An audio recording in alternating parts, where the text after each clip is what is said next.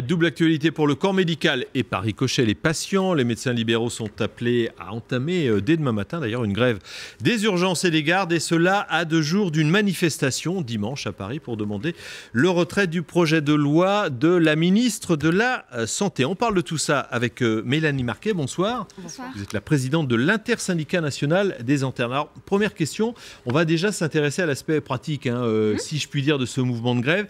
Il sert à quoi, puisque dans certains cas, et si besoin, il peut y avoir réquisition. Donc les patients risquent de s'apercevoir de rien en fait. C'est sûr que les réquisitions faussent à la baisse les chiffres d'internes grévistes. C'est aussi tout l'intérêt de positionner cette manifestation un dimanche où il y a moins d'activités de service et seulement les internes de garde ou d'astreinte ne peuvent pas venir manifester. Et ça permet de libérer davantage de professionnels, que ce soit nous les internes, les étudiants ne sont pas en stage non plus et c'est plus simple aussi pour les libéraux ou les autres professionnels d'aller manifester à leur mécontentement un dimanche. Alors sur le fond du dossier, notamment la généralisation du tiers payant en 2017, dont on parle beaucoup, mais il n'y a pas que ça dans la loi. Vous n'êtes pas rassuré par la garantie de paiement annoncée par Marisol Touraine. Pourquoi ? Ce n'est pas dans les revendications des internes le tiers payant généralisé obligatoire. Vous êtes dans quelques années, ça pourrait être votre problème. Sur l'avenir, on ne s'est pas positionné contre le tiers payant généralisé en tant que tel. Pour nous, il nous paraît évident que si on appelle à un virage ambulatoire, à redéployer les soins vers la ville, il faut réfléchir à des moyens de dispense d'avance de frais pour les patients. Nous, notre crainte là derrière, c'est surtout la mainmise des mutuelles et des assurances privées, le cadeau fait aux complémentaires santé. Et pour nous, il est hors de question que les remboursements pour les patients soient transférés vers les organismes complémentaires. Ça doit rester dans le giron de l'assurance maladie pour nous, parce que c'est un risque de dérive progressive, de transfert progressif des remboursements de l'assurance maladie vers le privé. Et puis derrière, le deuxième risque qu'on pointe, c'est le retour des réseaux de soins, où les organismes complémentaires vont choisir le médecin à la place du patient et puis aussi dicter la prise en charge des patients pour les médecins. C'est la perte d'indépendance professionnelle, la perte de liberté de choix pour le médecin. Donc ça, c'est pas inscrit dans la loi les réseaux de soins, mais clairement, le tiers payant généralisé obligatoire est l'occasion et c'est la porte ouverte à ces dérives-là que l'on dénonce. Mais vous connaissez l'argument de la ministre de la Santé qui consiste à dire cette réforme, en fait, les grands points, ils sont déjà appliqués à l'étranger, en Europe, pays comparables, et ça fonctionne. Mais là encore, notre critique, il n'est pas, en tout cas du côté des jeunes, il n'est pas sur le tiers payant généralisé en tant que tel. Oui, mais il y a d'autres mesures. Il est sur... Vous êtes un des points... Là-dessus, on n'a pas le même discours que les autres, c'est vrai, c'est un point de crispation pour beaucoup. Mais pour nous, on comprend très bien l'objectif de simplification, notamment des flux financiers de remboursement pour les patients. Là encore, on n'a pas de point d'opposition, on a des réserves sur l'applicabilité, mais on n'a pas de point d'opposition. Pour que ce soit clair pour le grand public, pourquoi vous pensez qu'il y aura une dérive et la mainmise des mutuelles ? Parce que là, clairement, l'objectif de simplification, c'est qu'il y ait un seul flux financier, finalement, un seul flux d'argent qui rémunère le médecin directement de sa consultation. Et là, la façon dont cet outil est pensé, c'est une plateforme avec les assurances et les mutuelles qui participent à ça. Et pour nous, il ne faut pas que ce soit les organismes complémentaires qui décident de l'organisation de ce flux. Il faut que ça reste dans le giron de l'assurance maladie pour nous. Parce qu'ils pourraient refuser de rembourser certains soins et demander à des patients d'aller vers tel médecin. Exactement, on voit très bien les campagnes de pub actuelles de certaines assurances et mutuelles où on nous dit c'est super, c'est ta mutuelle qui va choisir ton médecin, mais on voit très bien derrière les objectifs de rentabilité qui pèseront sur les médecins qui rentreront dans ces réseaux de soins.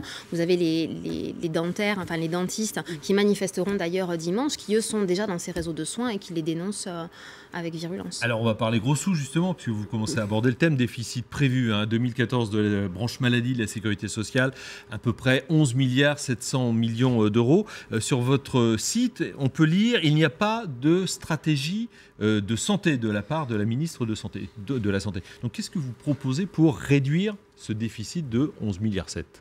Alors, je ne pense pas que ce soit une organisation syndicale d'internes, de jeunes médecins, de proposer vous, la médecine de demain, des quand même. réductions budgétaires, mais clairement, il y a une réorganisation hospitalière à prévoir. Il y a notamment, pour nous, notre mesure phare, qui est à la fois pertinente sur le plan médical vis-à-vis des patients, mais aussi économiquement, c'est le virage ambulatoire. C'est ce qui était promis, en fait, dans la stratégie nationale de santé, en amont de cette loi de santé, à savoir de dire, on va faire la révolution du premier recours, on va redéployer tous les soins primaires, les soins de proximité, les soins courants pour les patients vers la ville, vers la médecine en cabinet et permettre à l'hôpital de se concentrer sur les vraies urgences pour ce qui relève des urgences et puis sur les pôles d'excellence et d'expertise, ce qu'on appelle le 2e ou le 3e recours à l'hôpital, parce qu'un soin primaire, un soin courant qui est effectué à l'hôpital, il coûte 3 fois plus cher que s'il est effectué en ville. Donc pour nous, il faut redéployer complètement vers l'exercice en ville, mais ça passe aussi par la formation, ça passe par le parcours de soins des patients qui doit être mieux organisé, mieux fléché. Le médecin traitant doit être le point d'entrée du patient,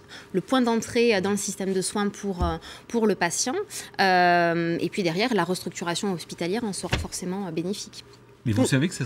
Pardon, mais ça serait assuré parce que c'est soins ambulatoires pour simplifier. Vous m'arrêtez si je dis une erreur parce que je ne suis pas un médecin, mais on reste beaucoup moins longtemps hospitalisé, une journée pour des soins où parfois on peut rester 2, 3, 4 jours à la clinique, à l'hôpital. Est-ce que vous pensez, si on redéploie dans les villes, dans les cabinets médicaux, que la sécurité sanitaire sera assurée ?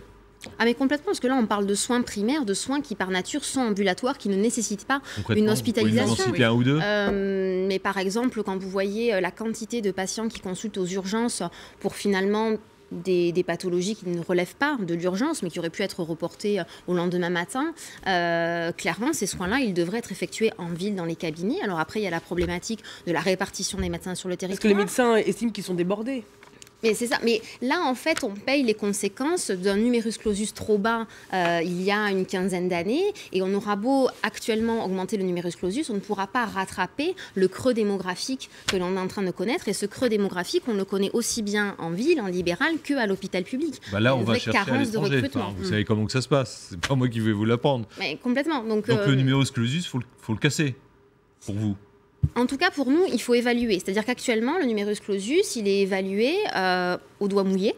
Il n'y a pas d'évaluation réelle des besoins véritables pour la population. Il n'y a pas non plus d'évaluation des besoins dans telle ou telle spécialité. On forme, là encore, 50% de généralistes et 50% des autres spécialités tous les ans pour faire plaisir à tout le monde, sans évaluation. C'est la liberté de choix aussi, ça serait difficile à appliquer. Non, mais clairement, si on veut améliorer la prise en charge des patients et redéployer vraiment, faire la révolution du premier recours, c'est aussi redéployer les jeunes médecins que l'on forme vers cette spécialité de premier recours, les soins primaires en ville, et pas former des surspécialistes à l'hôpital. Là, nous, nos générations, on forme 8000 nouveaux internes tous les ans, alors qu'il y a de moins en moins de recrutement à l'hôpital public aussi pour des réductions, des histoires de réduction budgétaire, qui a une vraie crise de l'installation en ville. Donc clairement, on n'a pas envie d'être la première génération de médecins chômeurs. Merci beaucoup, Mélanie. Docteur, on doit dire. Pas encore. Docteur, Non, pas encore. Bientôt. Pas encore, d'accord. Au bout de combien ? 7 ans, non Au bout de 9 ans, pour moi, je suis en médecine générale. D'accord. Ouais. Merci beaucoup, en tout cas, d'être venue nous voir, Merci. présidente de l'intersyndicat national des internes.